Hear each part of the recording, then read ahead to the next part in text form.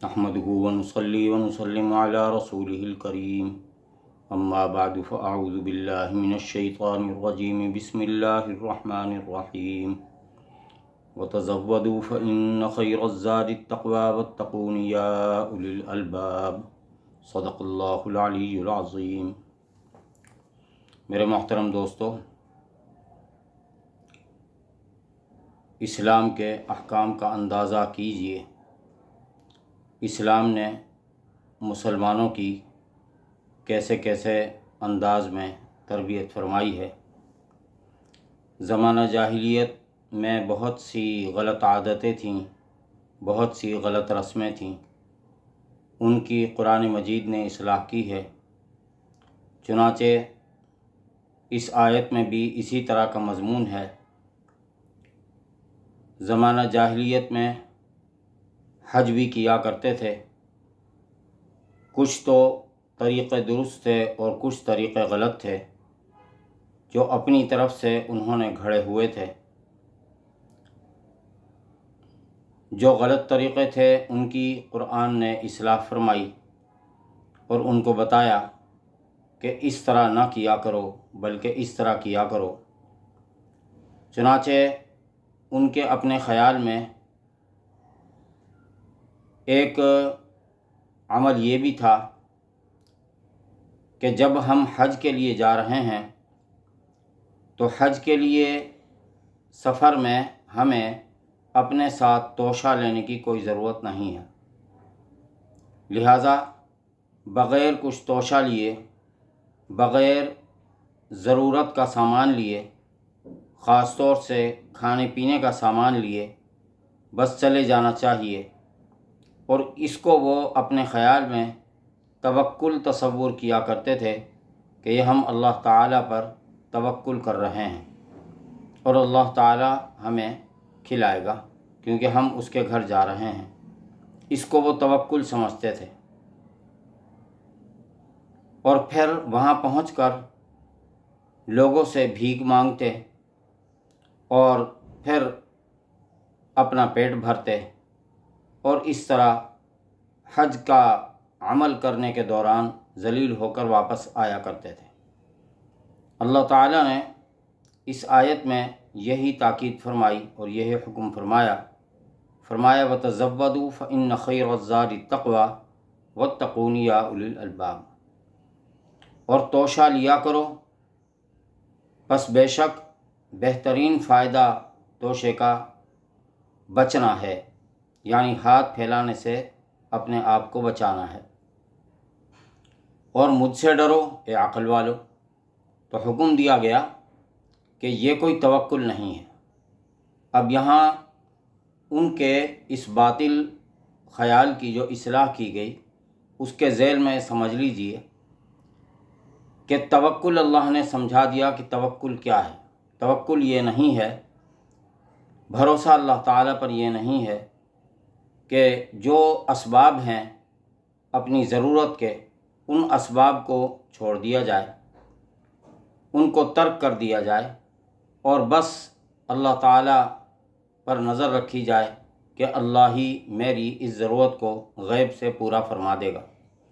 یہاں پر یہ تعلیم دی گئی کہ اسباب اختیار کرنے چاہیے، اسباب اختیار کرنے چاہیے، اور اسباب اختیار کر کر پھر انسان اللہ کی ذات پر توکل کرے، پھر انسان اللہ کی ذات پر بھروسہ کرے۔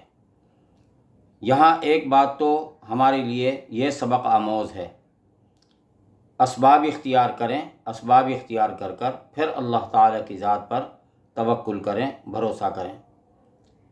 بغیر اسباب کے اللہ پر توکل یہ توکل نہیں ہے۔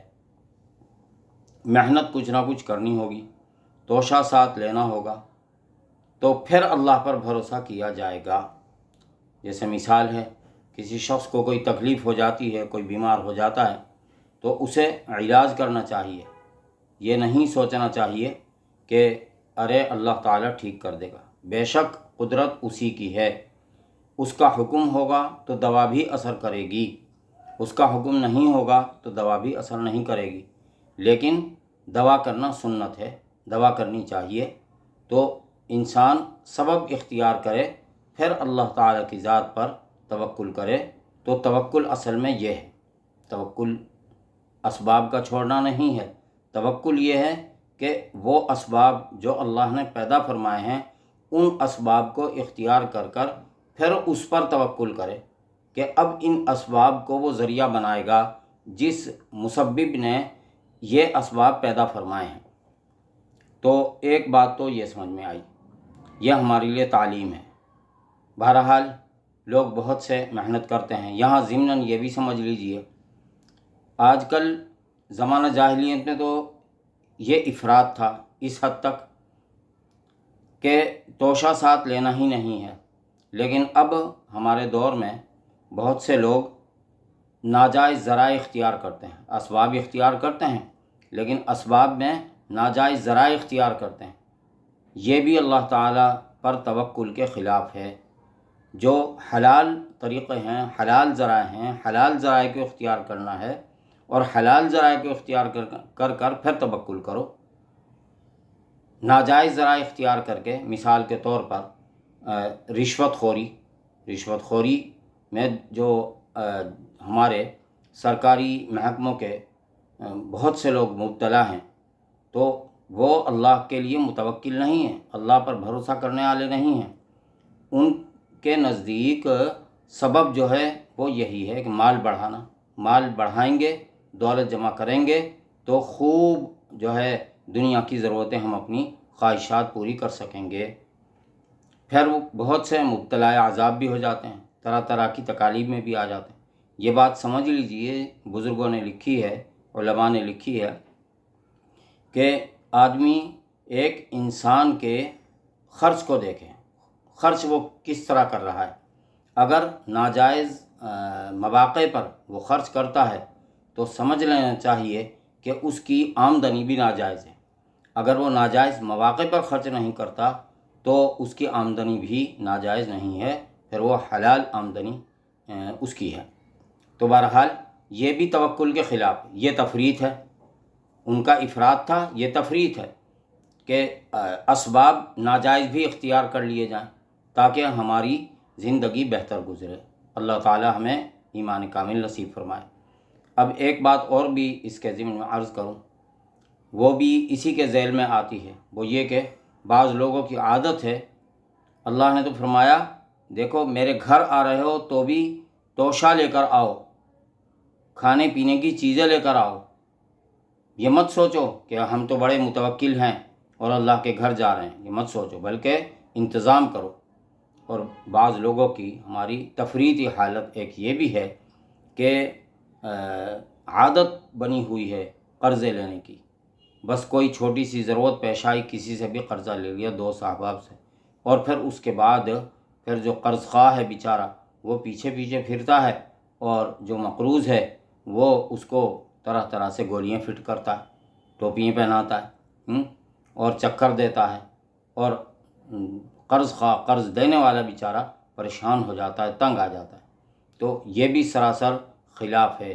یہاں اللہ نے تو اپنے گھر میں آنے کے لیے سبب اختیار کرنے کا حکم فرمایا ہے، یہاں ہم صرف دوسروں پر یہ بھروسہ کریں، خود کچھ نہ کریں۔ جتنی طاقت ہے بس اتنا ہی انسان کو کرنا بھی چاہیے، اپنی خواہشات کو اتنا نہیں بڑھانا چاہیے کہ خواہشات جو ہے ہم پوری کرتے کرتے دنیا کی نظروں میں ذلیل و رسوا ہو جائیں۔ ایک حدیث میں آتا القرض مقراض المحبہ، قرض محبت کی قینچی ہے، قرض محبت کی قینچی ہے۔